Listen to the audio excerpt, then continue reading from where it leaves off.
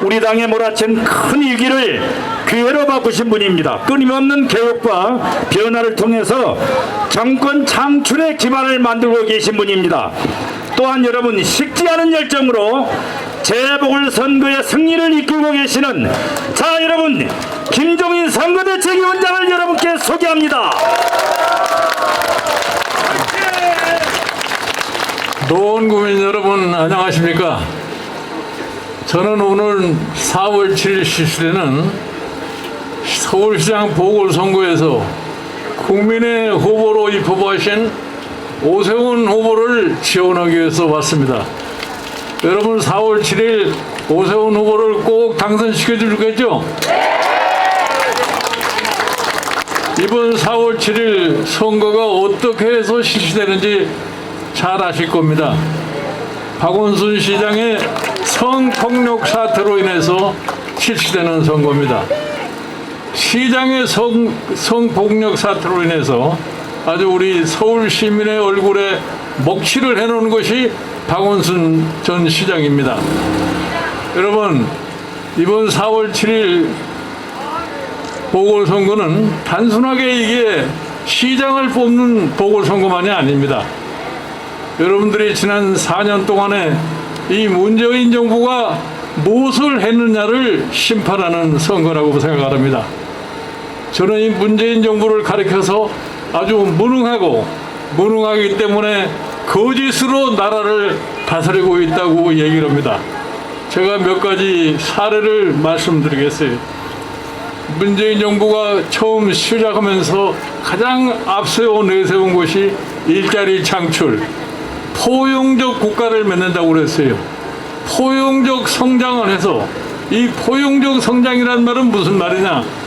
모든 국민들이 경제성장의 혜택을 골고루 받아서 사회가 보다 더 평등해지게 만드는 것이 포용적 성장입니다. 그러나 이 포용적 성장은 말뿐, 결과를 놓고 볼 것 같으면 오히려 더 양극화는 심화되고 국민 간의 갈등은 더욱더 심화되고 있는 것이 현 정부입니다. 고용은 어떻게 되느냐? 경제정책이 제대로 안 되니까 고용이 늘어날 수가 없어요. 말로만 일자리 창출하는 정부라고 그랬지, 일자리가 창출된 것이 아니라 오히려 일자리가 줄어드는 것이 오늘날의 현실입니다. 왜 그런 줄 아세요? 이 사람들이 현실에 대한 인식이 없이 무슨 얘기를 하는지를 모르면서 얘기를 했기 때문에 그렇습니다. 일자리 창출이나 소득의 증대라고 하는 것은 기업인들이 투자를 지속적으로 하지 않으면 발생할 수 없다고 하는 것이 가장 기초적인 이론입니다.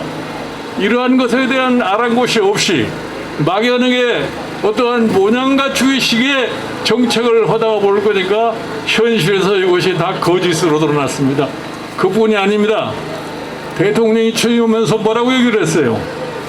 기회는 균등하고 과정은 공평하고 결과는 정의롭다고 얘기했습니다. 여러분들, 오늘날 우리 사회가 과연 공평하고 정의롭습니까? 저는 이 문재인 정부가 내세운 모든 구호라는 것이 전혀 실현 불가능하고 결과적으로는 현실에서 다 거짓으로 판명되고 말았습니다. 그 다음에 중요한 것은 정부가 국민을 이끌어가려 할 것 같으면 최소한도 1년 정도의 앞을 내다볼 수 있어야 됩니다. 그런데 이 정부는 몇 달 앞도 내다보지 못하고 정책을 수행하다 보니까 국민이 혼란에 빠질 수밖에 없어요. 여러분들, 지난 1년 동안 코로나 바이러스 사태로 인해서 많은 경제적 고통을 갖다가 느끼고 있습니다. 이 과정에서 소상공인, 자영업자, 중소기업자, 또 이러한 곳에 종사하는 근로자들 생계와 생존이 위태로운 것이 오늘날의 현실입니다. 그러나 이 사람들은 이들에 대한 대책을 체계적으로 한 번도 수립해 본 적이 없는 것이 바로 이 정부입니다. 그리고 이 사람들은 뭐라고 얘기를 했어요? 아무런 근거 없이 코로나가 언제 끝날 것이다 하는 이런 얘기만 해왔습니다. 여러분, 불과 한 2달 전에 대통령이 뭐라고 그러는 줄 아세요? 3월 말이 될 것 같으면은 이 코로나 바이러스의 긴 터널이 끝이 나고 불빛이 보일 거라고 얘기를 했습니다. 3월 말이 어저께로 지났습니다. 지금 코로나 확진자가 이틀 연속 500명이 넘고 있습니다. 이럼에도 불구하고 내가 언제 그런 소리를 했느냐 하는 식으로 아무 반응도 보이지 않고 있습니다.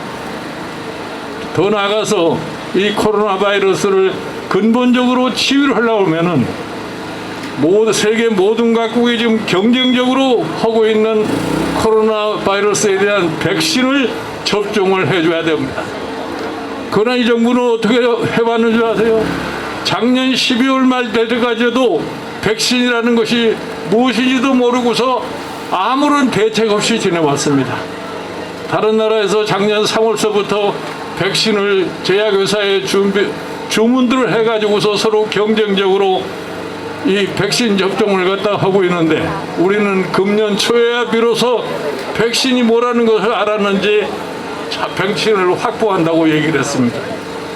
그러면서 아무런 대책도 없이 백신을 어디다가 얼마만큼 주문했고 대통령이 백신 회사하고 화상영화 영상 통화를 했기 때문에 마치 백신이 금방 우리나라에서 대량 생산될 수 있을 것 같은 얘기를 해왔습니다.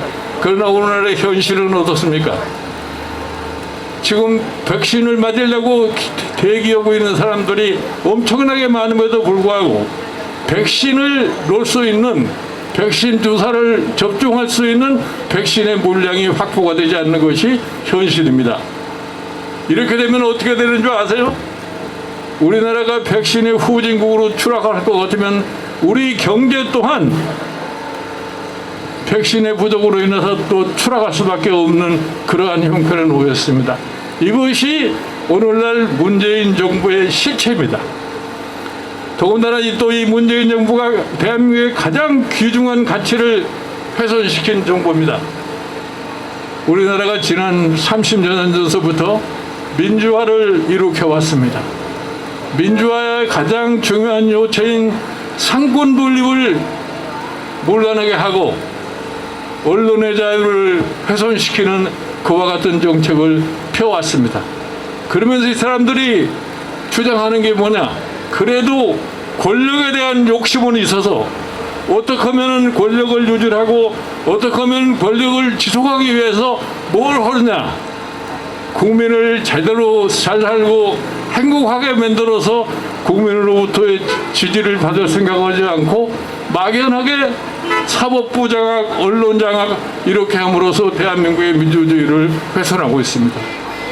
우리는 차제에 이 훼손돼가는 민주주의를 다시 복원해야 됩니다. 그러기 위해서 제가 여러분들에게 부탁을 드립니다. 이번 4월 7일 서울시장 보궐선거에서 반드시 지난 4년 동안에 행한 이 문재인 정부를 심판해 주십시오. 그래야만이 우리나라가 다시 소생할 수 있고 그래야만이 우리가 정상적인 경제 발전을 이루어 나갈 수 있습니다. 여러분, 이 사람들의 경제 정책 중에서 가장 실패했다고 하는 것이 뭡니까? 부동산 투기 대책입니다. 부동산 투기 대책을 25번에 걸쳐서 실시를 했습니다. 이 사람들이 매번 똑같은 정책을 갖다 출보다 볼 거니까 한 번도 성공을 못했어요. 이 사람들이 부동산 투기 시책으로 내던 것이 뭡니까? 부동산 값이 올라가니까 또 세금을 높여서 부동산 값을 잡는다고 그랬어요. 세금을 높이니까 부동산 값은 더 올라가고 있습니다. 그러다 보니까 오늘날 부동산 시장이라는 것이 완전한 투기 시장이 되어버렸고 급기야 나타난 현상이 LH 사건이라고 하는 소위 투기 형태가 나온 겁니다. 여러분, 그걸 보시면서 어떻게 느끼셨어요?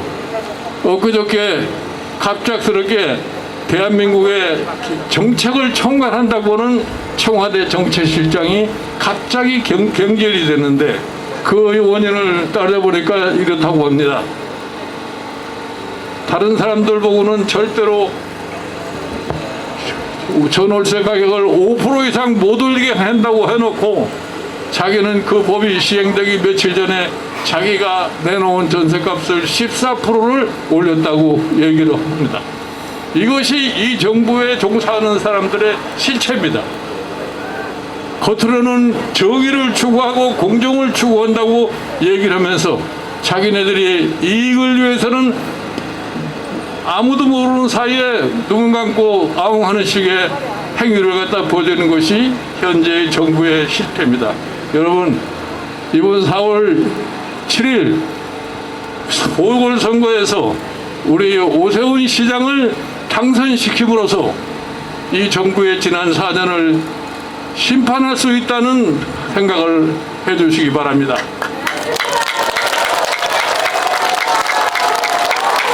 그리고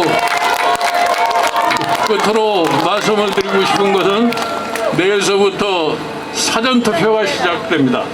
사전투표에 대해서 여러 가지 의심하시는 분들이 많습니다만은 절대로 그런 의심하지 마시고 모두가 다 사전투표를 할 수 있으시면은 사전투표에 참여해 주시라는 것을 간절하게 당부드립니다. 아무쪼록 4월 7일 보궐선거에서 우리 오세훈 후보를 꼭 당선시켜 주십시오. 감사합니다. 네, 김종인 비상대책위원장께 여러분 힘찬